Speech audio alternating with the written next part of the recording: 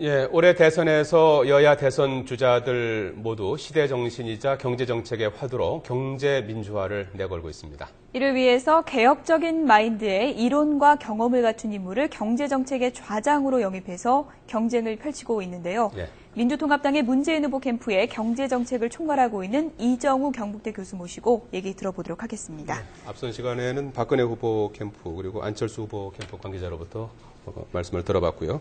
네, 이정우 교수 모셨습니다. 어서 오십시오. 네, 안녕하십니까.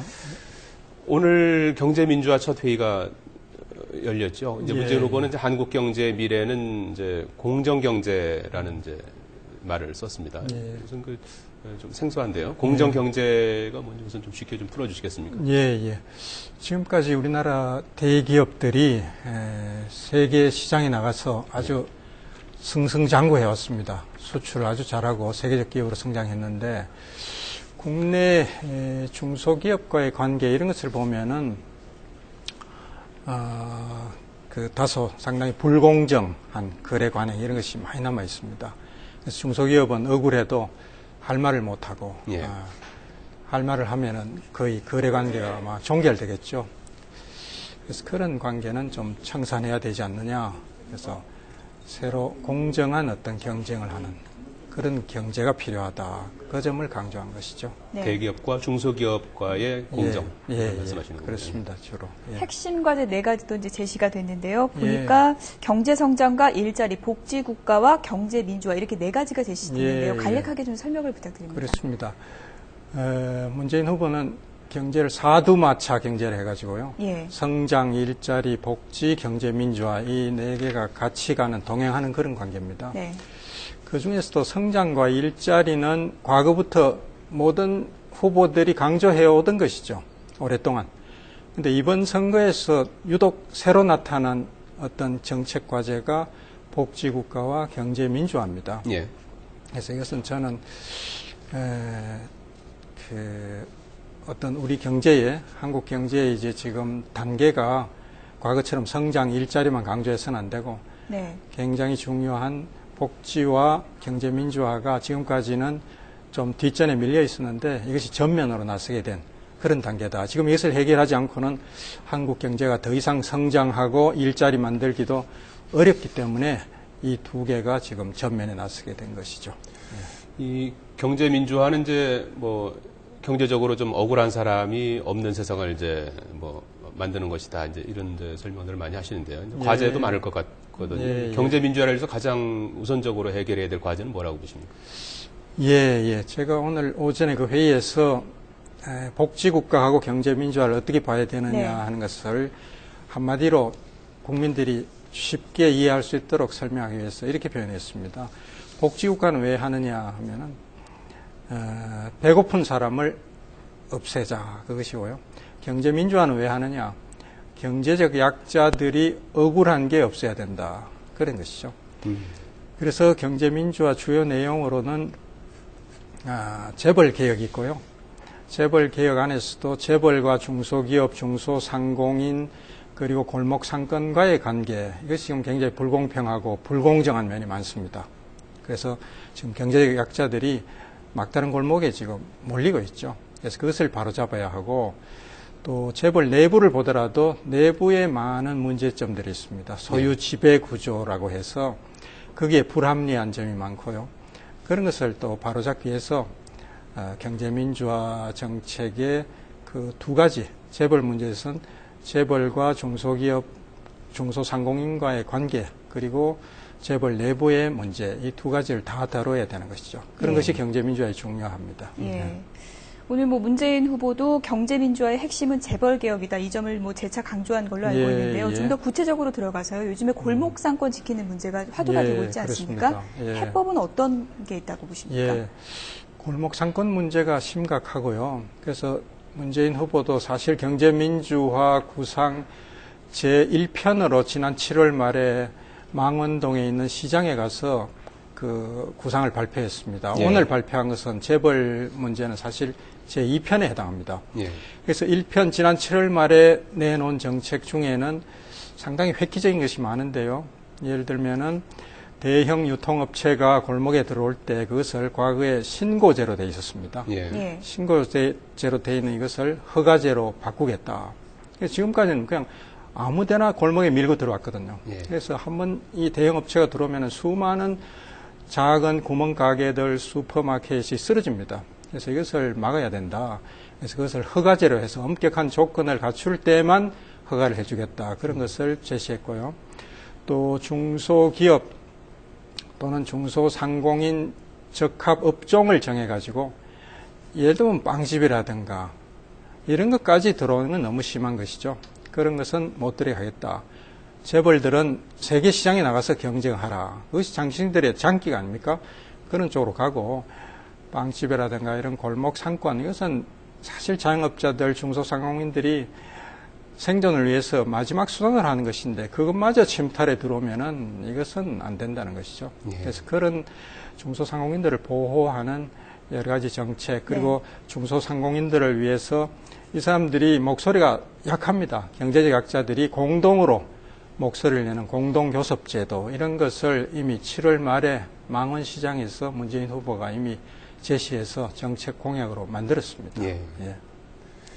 문 후보께서 어제 대전이죠 연구원들하고 만나서 이제 비정규직을 절반으로 줄이겠다라고 이제 하셨는데 최근에 그 비정규직이 상당히 좀 많이 늘어나 있는 상황 아니겠습니까? 그렇습니다. 실질적으로 이 비정규직을 줄일 보관이 있습니까?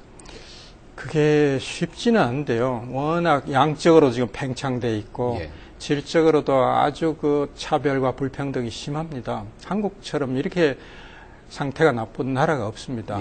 그래서 이것을 해결하는 것이 아주 어려운 과제고 가장 시급한 숙제죠. 그래서 얼마 전에 우리 문재인 후보가 동일 노동, 동일 임금의 원칙을 제시했습니다. 근데 지금 현재 비정규직은 정규직의 절반밖에 못 받거든요. 평균적으로. 절반. 이렇게 적게 받는 나라가 없죠. 그래서 이걸 100대 50인데 50을 100으로 접근시켜 나가야 되죠. 100대 100이 되면 제일 좋겠는데 이게 하루아침에는 안 됩니다. 그랬을 때 점진적으로 이 50을 60, 70, 80 이렇게 해서 100에 접근시켜 나가면은 그때는 이제 기업 사용자 측에서도 비정규직을 지금 싼 맛에 많이 쓰는데요. 임금이 비슷해지게 접근해가면은 그때는 비정규직을 쓸 이유가 별로 없어지고요. 그럴 때는 많은 문제가 해결되는 게 아닌가. 근데 그것은 꽤 시간이 걸리는 문제입니다. 하루아침에는 어렵습니다.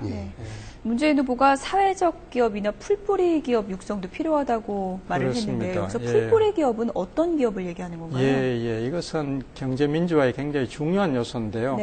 우리나라에는 이 협동조합이라든가 이런 기업 형태가 아주 적습니다. 근데 유럽에는 이게 굉장히 발달되어 있고요. 스페인, 이태리, 스웨덴 이런 나라들에 가면은 협동조합이 국민 경제에 굉장히 큰 비중을 차지하고 많은 사람이 거기 일합니다. 그리고 거기는 1인 1표의 원리가 지배하기 때문에 굉장히 민주적이죠. 그래서 이게 민주적 기업이다 이렇게 부릅니다. 그러니까 주식회사는 1주 1표인데요.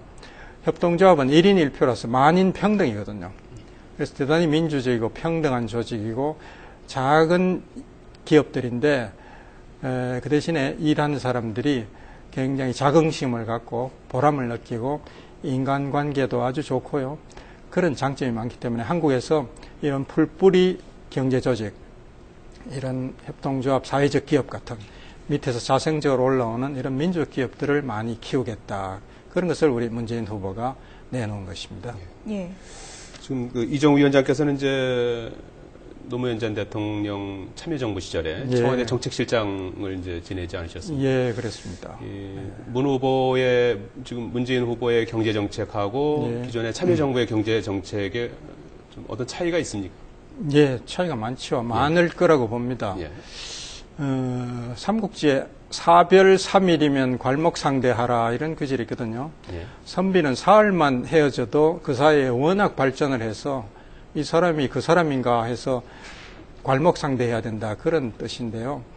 그동안 참여정부 끝난 지가 이제 5년이 다 돼가기 때문에 그 지난 참여정부 5년 동안의 경험, 물론 성공도 있고 실패도 있습니다. 그리고 그 뒤에 5년 이 많은 경험 동안에 정말 많은 학습이 됐고요. 또 실패한 것은 거울 삼아서 아주 성공적으로 잘할 것이다. 저는 그렇게 봅니다. 네, 참여정부 때 잘못한 것은 극복하고 고쳐야 한다 이렇게 말씀하신 걸로 알고 있습니다. 그리고 그 잘못한 것 가운데 하나로 한미 FTA를 지적하신 걸로 알고 있는데요. 어떻게 극복하고 어떻게 고쳐야 한다고 보십니까? 그 한미 FTA에 대해서는 제가 그때부터 반대를 했고요. 그 주요 문제점이 ISD라고 해가지고 투자자 국가 제소제라는 독소 조항이 들어있는데 이것 때문에 국내 많은 정책들이 위축될 우려가 있고요. 예를 들어 경제 민주화 이런 것을 위해서 골목 상권을 보호하려고 그래도 이 ISD 때문에 굉장히 그 정책 자체가 경제 민주화가 어려울 수 있거든요.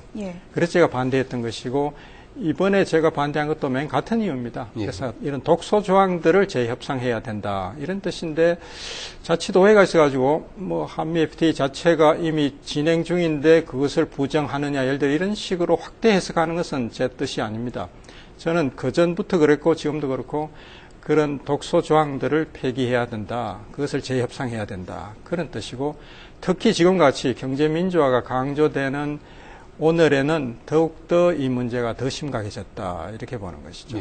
만약에 뭐 집권하게 된다면 이 ISD 조항과 관련해서는 어떻게 하실 재협상을 하실 계획이 있으십니까? 이것이 저는 조만간 ISD 문제가 터져 나올 것으로 예상을 합니다. 어디서 터질지는 모르는데 지뢰밭과 같죠. 이것이 아무리 우리가 막더라도 막기가 어렵거든요.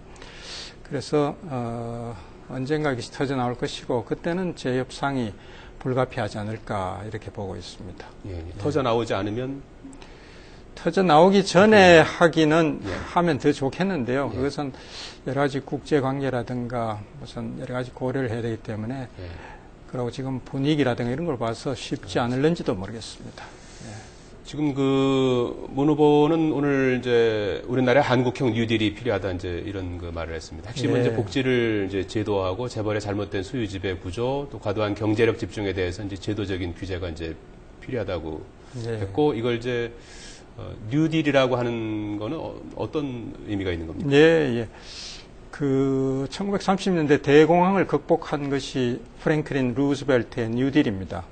근데 마침 루즈벨트 대통령은 우리 문재인 후보가 가장 존경하는 인물이기도 합니다.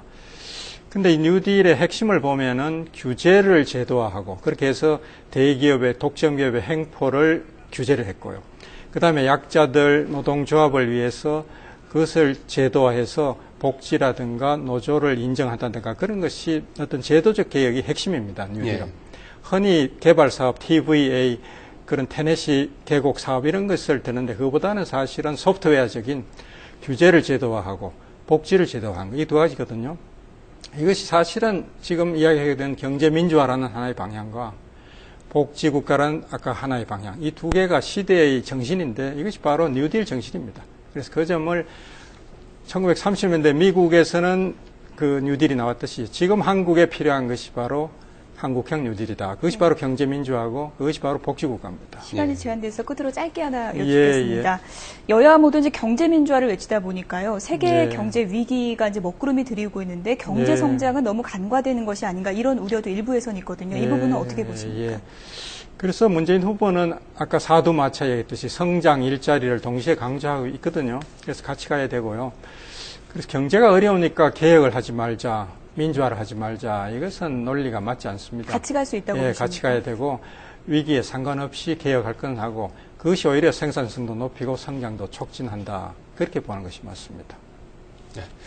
지금까지 민주통합당의 문재인 후보 캠프의 경제정책을 총괄하고 있는 이정우 경북대 교수 모시고 문 후보의 경제정책에 대해서 들어봤습니다. 고맙습니다. 고맙습니다. 고맙습니다.